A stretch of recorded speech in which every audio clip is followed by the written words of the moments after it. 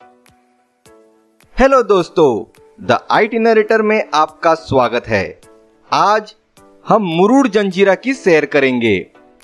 मुरुड जंजीरा की time to time detailed itinerary आपके साथ शेयर करके मैं आपको पूरी तरह से गाइड करूंगा। इस डिटेल्ड आइटिनरी से आपका काम एकदम आसान हो जाएगा। आपको और कुछ नहीं करना, केवल इस आइटिनरी को पूरा देखकर फॉलो करना है। तो क्या आप तैयार हैं? चलो। मुरुड जंजीरा घूमने का सबसे अच्छा मौसम सर्दियों का मौसम है। मुरुड जंजीरा नवंबर से फरवरी के महीनों में सर्दियों का अनुभव करता है। तापमान सहज रहता है और दर्शनीय स्थलों के लिए उपयुक्त होता है। अब देखते हैं आपको बैकपैकिंग में कौन सी जरूरी चीजें अपने पास रखनी चाहिए। प्लास्टिक शीट, समंदर पे नीचे रेत पे बिछाकर आराम से बैठने के काम आएगा। गर्म कपड़े, स्वेटर, थर्मल वगैरह। टोपी, अच्छे ग्रिप वाले shoes, packed foods, dry fruits, biscuits, chikki, laddoo, chocolates, पानी की बोतलें, मच्छर से बचने के लिए मॉस्किटो रिपेलेंट क्रीम वगैरह, सनस्क्रीन, फर्स्ट एड किट, पर्याप्त कैश और हाँ, बेहद important biodegradable garbage bags.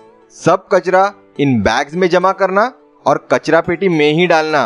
Murud जंजीरा को गंदा मत करना। कोई भी प्रॉब्लम हो या इमरजेंसी हो तो आप नीचे दिए गए नंबर पर संपर्क कर सकते हैं। ये नंबर सेव कर लीजिए। क्या कहा? अच्छा, आपने बैग भी भर ली? ओहो, इमरजेंसी नंबर भी सेव कर लिए। चलिए तो आइटिनरी देखते हैं और निकल पड़ते हैं। मुंबई से मुरुड जंजीरा के बीच करीबन 170 किलोमीटर का अंतर है, तो वही पुणे से भी करीब करीब 170 किलोमीटर की दूरी पर ही है। सुबह 6 बजे मुंबई से हम गाड़ी लेकर मुरुड जंजीरा के लिए रवाना होंगे। करीबन पौने 8 बजे के आसपास 62 किलोमीटर का सफर तय करने के बाद हम पनवेल के पड़सपे फाटा के नजदीक श्री दत्ता स्नैक्स पे चाय नाश्ता के लिए रुकेंगे। यहाँ पर आपको गर्मा गर्म वड़ा, कोथिंबीर वड़ी, मिसल पाव, साबूदाना खिचड़ी, साबूदाना वड़ा, थाली पीठ और ऐसे 101 महाराष्ट्रीय पदार्थ मिलते हैं। पेट पूजा होने के बाद करीबन सुबह 8:30 को हम फिर बढ़ते हैं मुरुड जंजीरा की ओर। हम पेण पोयनाड होते हुए अलीबाग वाले रास्ते से जाएंगे।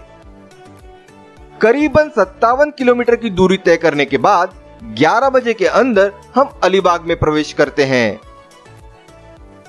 अलीबाग से थोड़ा आगे जाएं तो करीबन 17 किलोमीटर के बाद हम पहुंचते हैं चौल रेवदंडा। अलीबाग और चौल रेवदंडा दोनों की डिटेल्ड आइटिनरी मैंने पहले ही बनाई हुई है, जिसे आप ऊपर दिए लिंक पर क्लिक कर देख सकते हैं। चौल रेवदंडा से करीबन 24 किलोमीटर आगे बढ़े तो हम पहुंचते हैं नांदगांव। दोपहर करीबन 1 बजे के आसपास पहुंच जाएंगे। सबसे पहले चलिए चलते हैं नांदगांव का प्रसिद्ध श्री सिद्धिविनायक मंदिर। यह मंदिर मुरुड जंजीरा जाने वाले मुख्य रास्ते को लगकर ही है। काशिद और मुरुड के पर्यटन गांवों के बीच में बसा नांदगांव एक शांत, कम ज्ञात गांव है। सिद्धिविनायक मंदिर कोकण के सबसे पुराने मंदिरों में से एक है। मंदिर काफी साफ सुथरा है और यहाँ आप बहुत प्रसन्न महसूस करते हैं। यह मंदिर अपने रंगों के मामले में अद्वितीय है। विभिन्न रंगों में सजा श्री सिद्धिविनायक मंदिर बहुत सुंदर दिखाई देता है। गणेश जी की मूर्ति प्रसन्न है और उनकी सूंड दाईं ओर है।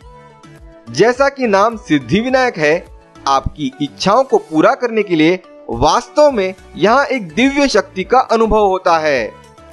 हालांकि इस मंदिर को अष्टविनायक में नहीं गिना जाता, लेकिन कई लोगों का मानना है कि अष्टविनायक की यात्रा के अंत में इस मंदिर आए बिना अधूरी है।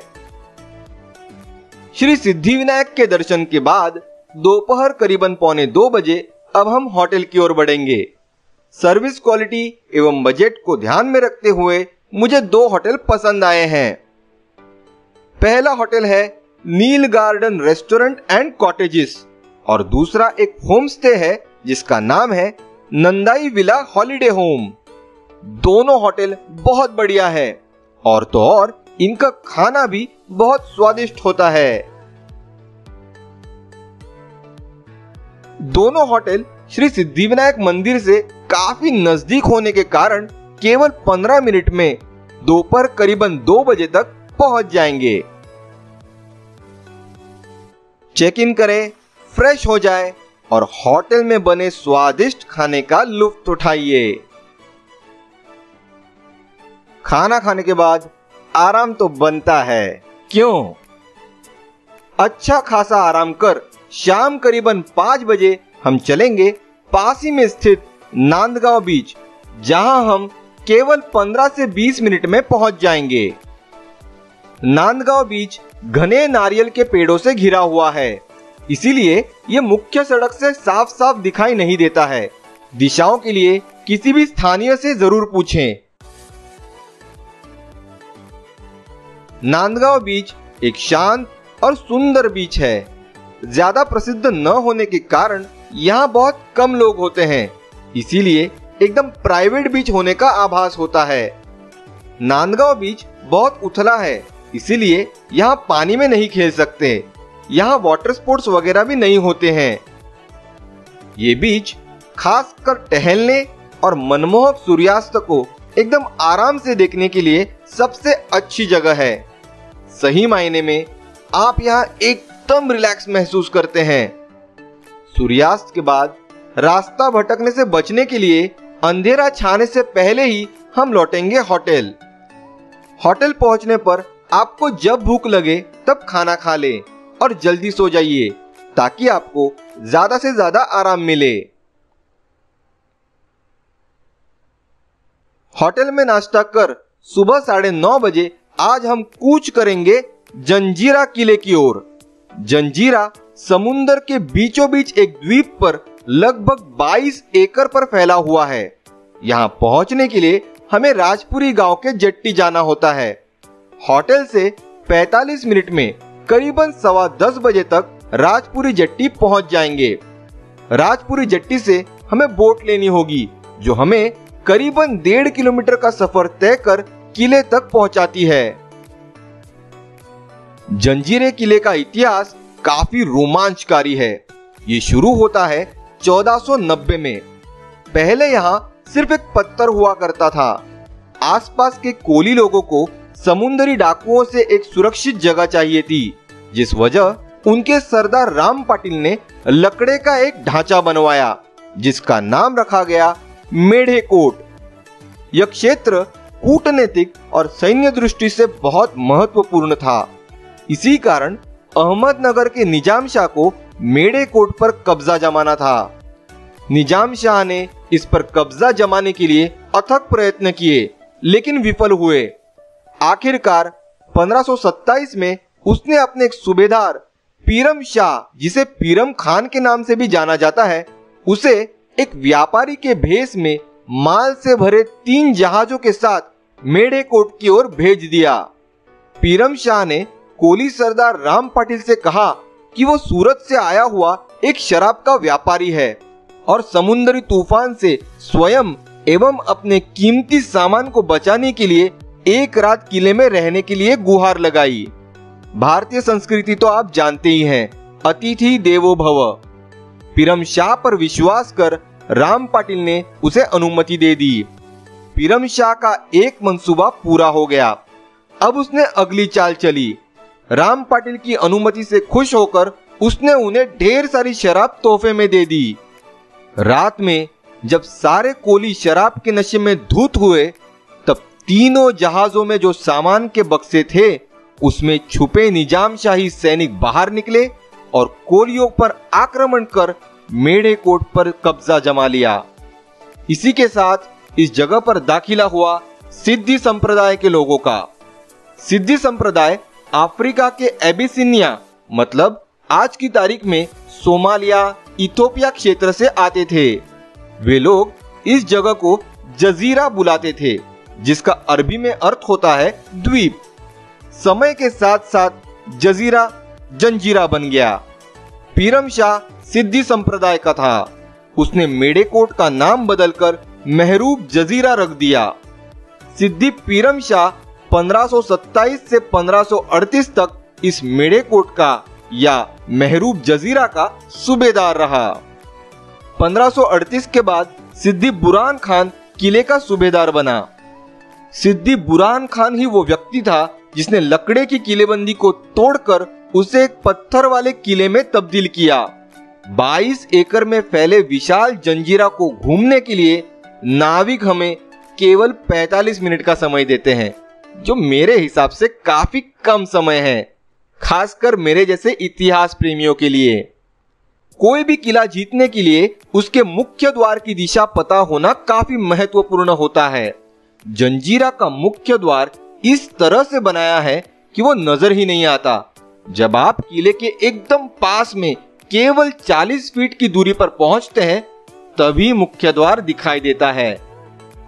मुख्य द्वार की बाहरी दीवार पर झांकती हुई एक मूर्ति है, जिसमें एक बाघ जैसा जानवर दिखाई दे रहा है, जिसके चारों पैरों में, पूंछ में और मुंह में हाथी दबोचे हुए हैं।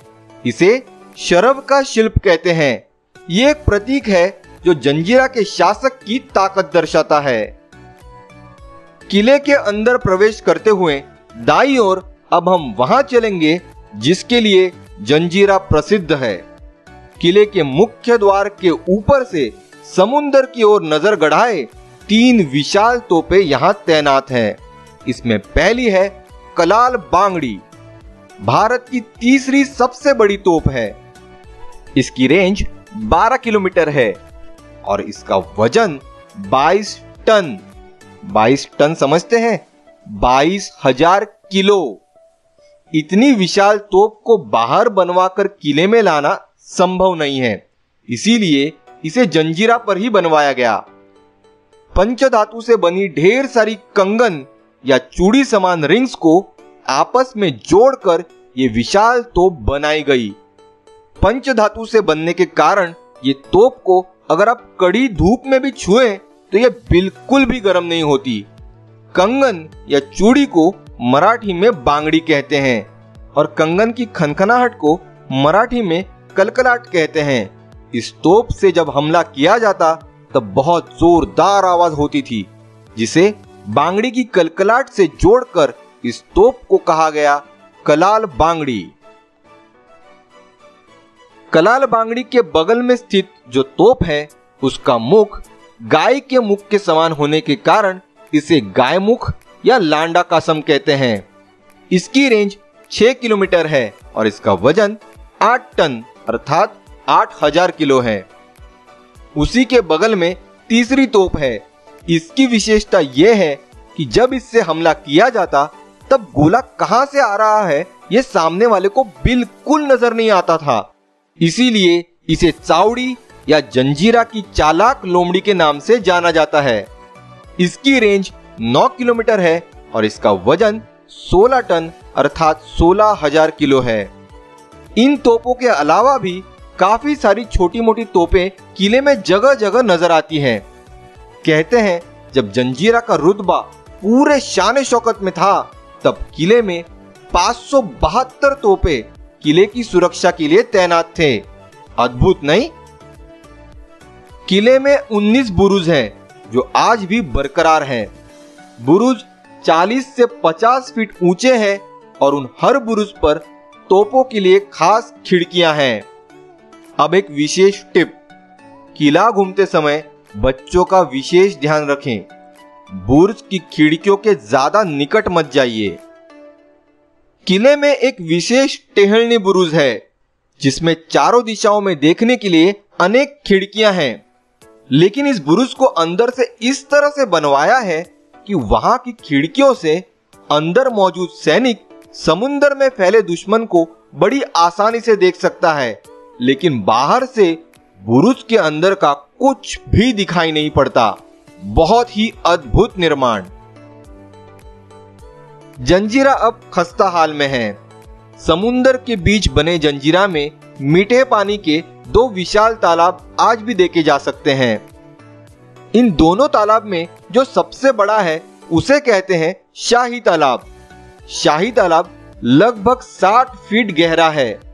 शाही तालाब में ढेर सारी मछलियां हैं जो बच्चों को बहुत लुभाती हैं। दोनों तालाब की आज की हालत देखकर किसी को ऐसा नहीं लगेगा कि इसका पानी कभी पिया जा सकता था। शाही तालाब को लगकर ही रानी का शीश महल था। ऐसा कहा जाता है कि इस शीश महल की 7 खिड़कियों में 7 विविध रंग की कांच लगी हुई थी। इन खिड़कियों के विविध रंगों का प्रतिबिंब पानी पर जब गिरता था तो एक सुंदर इंद्रधनुष्य निर्माण होता था। तालाब के ठीक सामने की ओर एक 3 मंजिला इमारत दिखाई पड़ती है जो सिद्दी सुरूल खान का वाड़ा अर्थात महल है। कहते हैं उन दिनों में यह 5 मंजिला हुआ करता था, लेकिन समय के साथ अब केवल 3 ही मंजिल शेष हैं। इस वाड़ा में रहने के साथ ही दरबार, कामकाज के दफ्तर, न्यायालय सब मौजूद थे।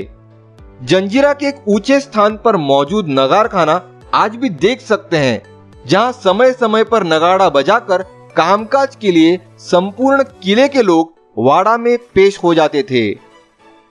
तालाब के बगल से कुछ सीढ़ियां ऊपर की तरफ बाले किले की ओर जाती हैं।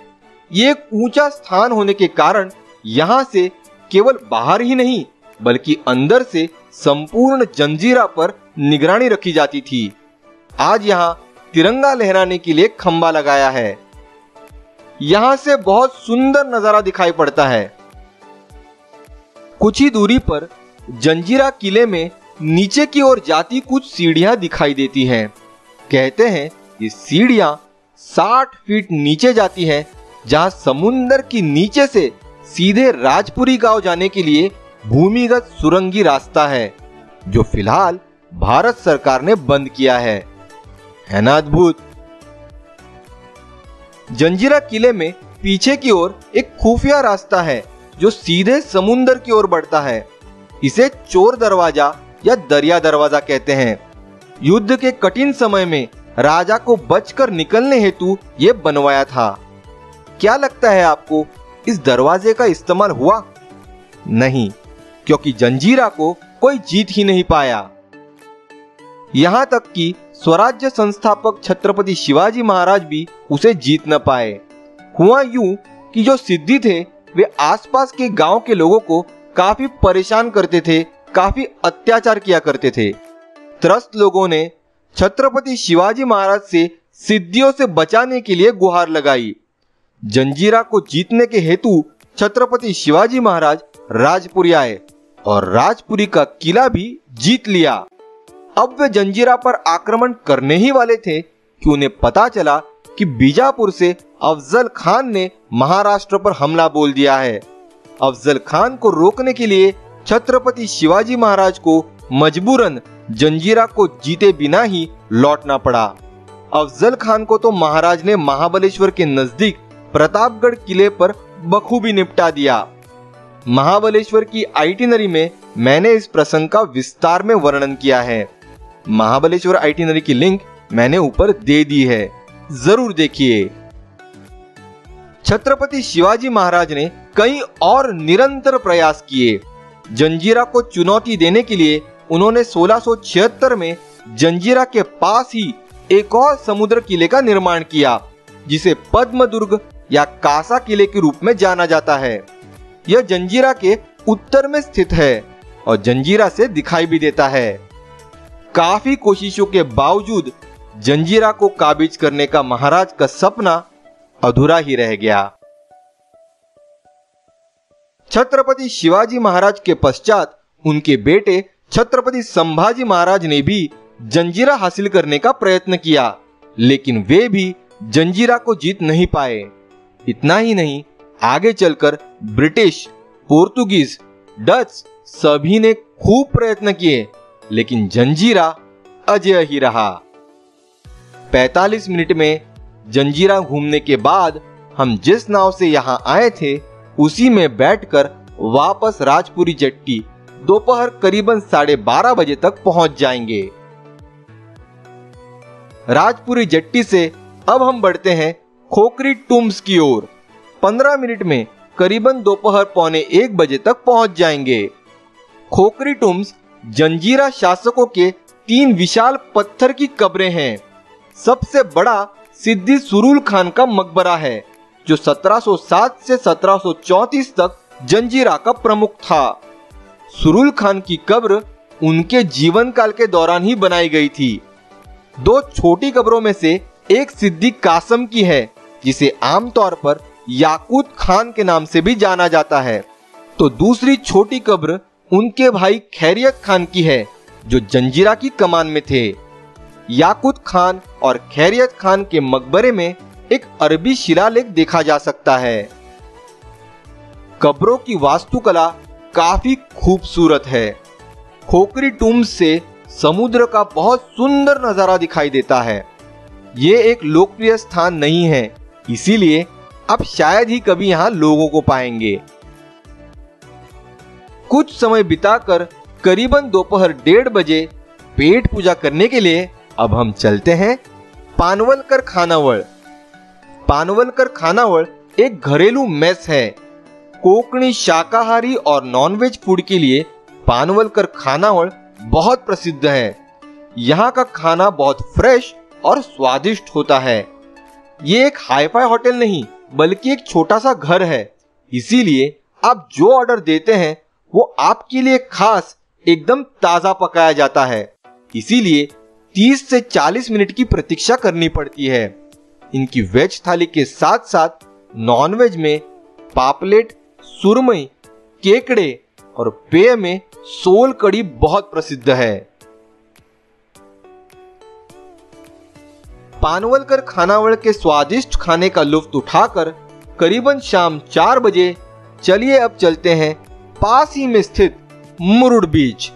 15 मिनट के अंदर पहुंच जाएंगे। मुरुड बीच एक साफ सुथरा बीच है। नांदगांव की तरह यहाँ भी ढेर सारे नारियल और सुपारी के पेड़ आपका स्वागत करते हैं। मुरुड बीच पर एंजॉय करने के लिए ढेर सारे विकल्प जैसे parasailing, ATV bikes, banana ride, dumpster आदि उपलब्ध हैं।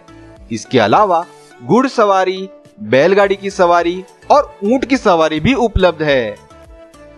मुरुड बीच से ठीक सामने की ओर देखेंगे तो समुद्र के बीचों बीच छत्रपति शिवाजी महाराज द्वारा निर्मित पद्मदुर्ग या कासा किला साफ दिखाई पड़ता है। मुरुड बीच पर अच्छा खासा एंजॉय करने के बाद गीले कपड़े बदलने के लिए चेंजिंग रूम्स मामूली शुल्क पर उपलब्ध हैं। इसके अलावा मुरुड बीच के बाहरी परिसर में एक मिनी मार्केट भी है, जहां आप काफी सारी चीजों की शॉपिंग कर सकते हैं।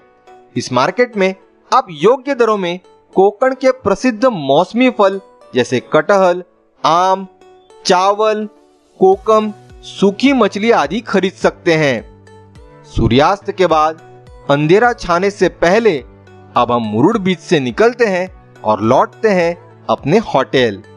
45 मिनट के अंदर पहुंच जाएंगे। जब आपको भूख लगे तब खाना खा लीजिए और आराम कीजिए। आगे बढ़ने से पहले एक जरूरी काम, अगर आप चैनल पर नए हैं तो चैनल को सब्सक्राइब जरूर कीजिए और बेल आइकॉन भी क्लिक करें, ताकि जब भी मैं नई नई आइटिनरी अपलोड करूंगा तो आपको तुरंत नोटिफिकेशन आ जाएगा। चलिए आगे बढ़ते हैं। होटल में नाश्ता कर सुबह 9:30 बजे आज हम चलेंगे गारंबी वाटरफॉल। गारंबी वाटरफॉल होटल से करीबन 20 किलोमीटर की दूरी पर है और यहाँ पहुंचने में आपको 1 घंटा लग सकता है। होटल से करीबन 8 किलोमीटर का सफर तय करने के बाद मुरुड के पहले रास्ते में ही दाईं ओर एक भव्य महल दिखाई पड़ता है। यह है सिद्दी शाह महमूद खान का अहमदगंज राजवाड़ा। इसे सिद्दी पैलेस या नवाब पैलेस भी कहा जाता है। 45 एकड़ से अधिक की विशाल भूमि पर फैला हुआ अहमदगंज पैलेस गॉथिक और मुगल वास्तुकला का उत्तम नमूना है। जंजीरा के नवाब के वंशजों की प्राइवेट प्रॉपर्टी होने के कारण ये राजवाड़ा जनता के लिए खुला नहीं है। सिद्दी पैलेस वास्तव में जंजीरा के नवाब द्वारा प्रशासन के उद्देश्यों के लिए बनाया गया था। अपने स्वयं के अनूठे अंदाज में शान से खड़ा सिद्दी पैलेस एक पहाड़ के किनारे पर बनाया गया है और अरब सागर के साथ साथ पूरे मुरुड गांव के शानदार दृश्य प्रदान करता है। अब एक दिलचस्प बात, क्या आपको कुछ समय से ऐसा लग रहा है कि इस महल को आपने पहले कहीं देखा है? जरूर देखा होगा। ऐसा कहा जाता है कि अहमदगंज पैलेस में राम से प्रोडक्शन की कुछ प्रसिद्ध हॉरर फिल्में जैसे पुरानी हवेली, वीराना की शूटिंग हुई थी। यहां आप कुछ समय बिताकर चलिए आगे बढ़ते हैं गारंबी वाटरफॉल की ओर। सुबह 11 बजे तक पहुंच जाएंगे। घने जंगलों में एकदम एकांत के बीच स्थित गारंबी वाटरफॉल एक स्वर्ग से कम नहीं है। ये छोटा सा झरना मॉनसून में बहुत ज्यादा सक्रिय होता है। गारंबी वाटरफॉल बहुत अलग थलग है, इसीलिए यहाँ ज्यादा लोग नहीं आते। जंगली जानवरों से निकटता के कारण यहाँ अकेले जाना सुरक्षित नहीं है, तो हो सके तो कम से कम 4-5 लोगों के ग्रुप में जाएं। यहाँ पहुँचने के लिए सड़क पर केवल एक हाथ साइन बोर्ड है, इसीलिए दिशा निर्देशों के लिए स्थानीय लोगों से जरूर मार्गदर्शन लें। यहाँ बंदर होते हैं, तो उनसे अपने सामान की निगरानी करें। गारंबी वाटरफॉल हरे भरे हरियाली के बीच स्थित है, जो इसे एक अद्भुत सुरम्य स्थान बनाता है। निरंतर बहता पानी और पक्षियों की मधुर आवाज इस स्थान को अधिक आकर्षक बनाती है। गारंबी वाटरफॉल एक प्राकृतिक झरना है और फैमिली आउटिंग के लिए बढ़िया विकल्प है। मस्त एंजॉय कीजिए, लेकिन सावधानी भी बरतिए, कहीं कहीं पानी गहरा हो सकता है। एक विशेष बात की ओर मैं आपका ध्यान जरूर आकर्षित करना चाहूंगा, वो ये कि कुछ पढ़े लिखे अनाड़ी लोग इस सुंदर जगह को भी नहीं बख्शते। कुछ लोग जो यहाँ आते हैं वो एंजॉय करने के बाद अपनी निशानी के तौर पर कूड़ा कचरा छोड़ जाते हैं। उन चुनिंदा लोगों के लिए मैं इतना ही कहूंगा कि जंगल के बीचों बीच मौजूद ये स्थान जंगली जानवरों ने ही इतना सुंदर रखा है। उसे गंदा कर आप उन जंगली जानवरों से बदतर होने का सबूत ना दे। अपने साथ बायोडिग्रेडेबल गार्बेज बैग्स जरूर रखें।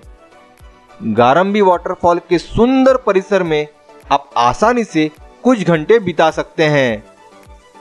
करीबन दोपहर 1 बजे हम गारंबी वाटरफॉल से निकलेंगे और बढ़ेंगे मुरुड के प्रसिद्ध श्री गुरुदेव दत्त मंदिर।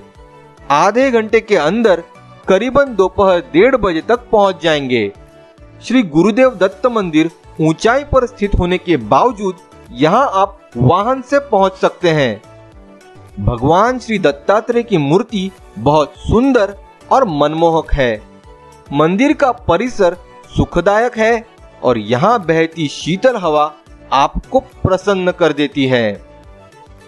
श्री गुरुदेव दत्त मंदिर की ऊंचाई से आप नारियल सुपारी के पेड़ों से घिरा हुआ पूरे मुरुड गांव को देख सकते हैं। इसके अलावा मंदिर के परिसर से जंजीरा और पद्मदुर्ग का विहंगम दृश्य दिखाई पड़ता है। खरीदारी के लिए यहाँ बहुत सी अनूठी चीजें बेचती स्थानीय दुकानें उपलब्ध हैं। यहाँ मुख्य रूप से बच्चों का सामान और घरेलू चीजें खरीदने के लिए उपलब्ध है। श्री दत्तात्रेय भगवान के पावन दर्शन के बाद दोपहर करीबन 2:15 बजे अब हम खाने का प्रबंध करते हैं। तो चलिए बढ़ते हैं पास ही में स्थित बैकर खानावळ। 15 मिनट में पहुंच जाएंगे। कल की तरह बैकर खानावळ भी एक छोटी सी घरेलू मेस है जो ऑथेंटिक आगरी खाने के लिए प्रसिद्ध है। स्नैक्स में यहाँ का मिसळ पाव, भुर्जी पाव, झुणका भाकर और वड़ा पाव प्रसिद्ध है। तो खाने में यहाँ का चिकन मसाला और सी फूड एक नंबर भाई साहब, एक नंबर, जरूर ट्राई करें। खाना खाने के बाद दोपहर करीबन 4 बजे अब हम होटल लौटेंगे। 45 मिनट में करीबन शाम 4:45 बजे तक होटल पहुंच जाएंगे। आज का साइट सीइंग हो गया है, तो अब आप होटल में रिलैक्स कर सकते हैं। कल हम मुंबई लौटेंगे, तो चाहे तो बैक पैकिंग भी कर सकते हैं। रात में जब आपको भूख लगे तब होटल में बने स्वादिष्ट खाने का लुत्फ उठाइए और जल्दी सो जाइए। होटल में नाश्ता कर सुबह 9:30 बजे हम होटल से चेकआउट करेंगे। मुंबई लौटने के पहले आज हम चलेंगे छत्रपति शिवाजी महाराज के पद्मदुर्ग या कासा किले की ओर। पद्मदुर्ग या कासा किला होटल से करीबन 12 किलोमीटर की दूरी पर है। ये कोई टूरिस्ट स्पॉट नहीं है, लेकिन भारतीय इतिहास प्रेमियों के लिए अनमोल खजाना है। यहाँ पहुंचने के लिए आपको मुरुड बीच से प्राइवेट नाव करनी होगी। मुरुड बीच पहुंचने के लिए आपको 45 मिनट लग सकते हैं। करीबन 10:15 बजे के आसपास पहुंच जाएंगे। जंजीरा के सिद्दी के अत्याचारों को चुनौती देने के लिए छत्रपति शिवाजी महाराज ने मुरुड बीच के पास समुद्र के बीचों बीच मौजूद एक द्वीप पर पद्मदुर्ग का निर्माण किया। यह द्वीप कछुए के आकार का होने के कारण स्थानीय लोग इसे कासा कहते थे, क्योंकि मराठी में कछुए को कासव कहते हैं। इसी कारण कासा द्वीप पर बने इस जल दुर्ग को पद्मदुर्ग के साथ ही कासा किले के नाम से भी जाना जाता है। मुरुड बीच से नाव 15 से 20 मिनट का सफर तय कर पद्मदुर्ग या कासा किला पहुंचा देगी। पद्मदुर्ग पहुंचते ही हमें किले के 2 अलग भाग नजर आते हैं। एक है मुख्य किला, जिसे बाले किला कहा जाता है, और दूसरा है पड़कोट, जो कि मुख्य किले की सुरक्षा हेतु मुख्य किले को घिरी हुई एक मजबूत दीवार है। समय के साथ पड़कोट का काफी हिस्सा अब नामशेष हो गया है और आज हमें ये 2 स्वतंत्र भाग नजर आते हैं। कभी ये एक ही थे। सबसे पहले हम मुख्य दरवाजे से बाले किले में प्रवेश करेंगे। प्रवेश करते ही आपको कुछ सीढ़ियां नजर आती हैं, जो आपको किले की दीवार के ऊपरी हिस्से में ले जाती है। यहां से चक्कर लगाकर आप संपूर्ण किले का जायजा कर सकते हैं। सावधानी से घूमें। ऊपर से जब आप किले के चारों ओर घूमते हैं तो आपको काफी सारी वास्तुओं के अवशेष नजर आते हैं। इनमें मुख्यतः 3 विशाल मीठे पानी की टंकियां, महल, सिपाहियों के रहने के अवशेष नजर आते हैं। 1670 के आसपास छत्रपति शिवाजी महाराज ने पद्मदुर्ग निर्माण करवाने का फैसला लिया। उन्होंने ये जिम्मेदारी दौलत खान और दरिया सारंग को सौंपी थी। क्या लगता है आपको, जंजीरा के इतने पास किला बनवाया जा रहा है तो सिद्दी चुप बैठा होगा? बिल्कुल नहीं। उसने लगभग रोज अपनी नौसेना को भेज पद्मदुर्ग के निर्माण को रोकने के अथक प्रयत्न किए, लेकिन जिद्दी मराठों ने एक हाथ से लड़ाई लड़ी तो दूसरे हाथ से निर्माण जारी रखा और 1675 के आसपास पद्मदुर्ग बनकर तैयार हो गया। छत्रपति शिवाजी महाराज ने पद्मदुर्ग के पहले किलेदार के तौर पर सुभान जी मोहिते को नियुक्त किया। लगभग 5 साल चलती ये कशमकश दौरान एक दिलचस्प घटना घटी। हुआ यूं कि पद्मदुर्ग के निर्माण के लिए रसद पहुंचाने का काम प्रभावली के ब्राह्मण सूबेदार जीवाजी विनायक को सौंपी थी। शुरुआत में तो ठीक था, पर कुछ समय बाद कठिन समय के बावजूद जीवाजी विनायक ने रसद पहुंचाने में अटकलें निर्माण की। इसके कई कारण हो सकते हैं। सिद्धियों से मिल जाना, उच्च जाति के कारण मनमर्जी, कुछ भी। छत्रपति शिवाजी महाराज ब्राह्मणों का बहुत सम्मान करते थे, लेकिन स्वराज के प्रति एकनिष्ठ थे। महाराज की पद्मदुर्ग के निर्माण पर बारीक नजर थी। उन्हें जैसा ही ये पता चला, वे क्रोधित हुए और उन्होंने जीवाजी विनायक का न औहदा देखा, न जात, न कुछ। महाराज ने सख्त और साफ शब्दों का पत्र तुरंत जीवाजी विनायक के नाम भेज दिया। राज कारभार करना कोई छत्रपति शिवाजी महाराज से सीखे, ऐसा नहीं अरे वो मेरा पहचान वाला है, छोड़ दो, अरे वो फलाना धर्म जाति का है, छोड़ दो। नहीं, सही को सही और गलत को गलत। 18 जनवरी 1675 को लिखित ये पत्र आज भी मौजूद है और इतिहास अभ्यासक इसका आज भी बारीकी से अभ्यास करते हैं। किले की दीवार पर घूमते हुए आपके ध्यान में आता है कि जगह जगह ढेर सारी तोपें खिड़कियों से समुंदर की ओर रुख किए हुए आज भी तैनात हैं। किसी जमाने में किले पर 70 से 80 तोपें थी, हालांकि आज किले में केवल 42 तोपें मौजूद हैं। अब एक दिलचस्प बात बताता हूं। क्या आप जानते हैं कि किले का नाम पद्मदुर्ग क्यों रखा गया? तो बात ऐसी है कि किले के पड़कोट में, मतलब मुख्य किले की सुरक्षा हेतु चारों ओर बनाई वास्तु में एक खास बुरुज है, जो अगर दूर से देखें तो बिल्कुल एक फूले हुए कमल की पंखुड़ियों के भांति दिखाई देता है। पंखुड़ी को मराठी में पाकड़ी कहते हैं, इसीलिए इस बुरुज को पाकड़ी बुरुज कहते हैं। तो कमल को संस्कृत में पद्म भी कहते हैं, इसीलिए दुर्ग का नाम पद्मदुर्ग है ना। अद्भुत। चलिए तो पड़कोट में प्रवेश करते हैं। पड़कोट में आप किले की अधिष्ठात्री देवी कोटेश्वरी देवी का मंदिर देख सकते हैं। कोटेश्वरी देवी को नमन करते हुए अब हम पाकड़ी बुरुज चलते हैं।